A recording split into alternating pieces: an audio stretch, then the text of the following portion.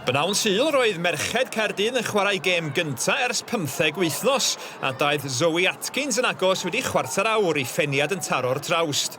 Ond y Fenni aeth ar y blaen wedi 20 munud. Amy Thrupp yn torri drwy'r amddiffyn ac yn gyrru ergyd gywir i'r gornel isa.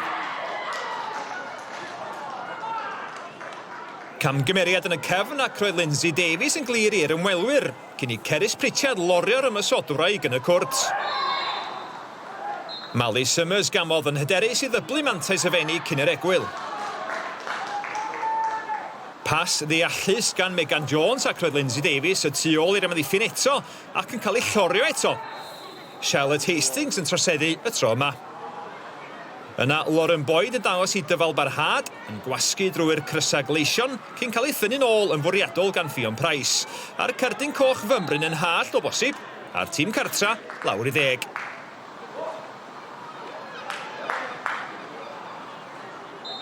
Mali Summers eto felly, yr un ffordd a'r un canlyniad. Ac fe gafodd Lindsay Davies ei heiddiant tua'r diwedd yn manteision am ddiffyn dryslyd yr adar gleision ac yn gorffen yn hyfryd dros ben Charlotte Hastings. Mali Summers, an excellent win and 2 goals. You must be pleased. Oh, I'm so pleased. I'm really, really pleased. We came here today and we said we're going to give it 110%.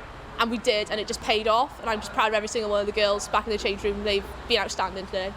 And it was an excellent performance from start to finish, wasn't it? Yeah, it was. Like we hit the ground running, and we knew the first 10 minutes were going to be a little bit like physical and a little bit tough. But we rode that out, and once we got the ball down, we had our press right. We nicked the ball and we countered really quickly. And I think that's what our biggest strength was in this game. That's why we came out on top.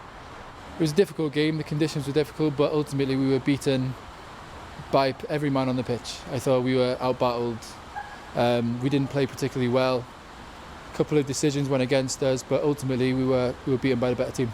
Yeah, we set out and told the girls for 10 minutes they're going to have to battle and work hard, and they did. We've got the goal, and from there, it was only one team really for me. I thought we dominated, but it was mainly the press. Our press was so good that it allowed us to play football and create so many chances. And your excellent start to the season continues? Yeah, 4 out of 4. I think it's a big statement, but we'll just keep taking one game at a time and see where that leads us.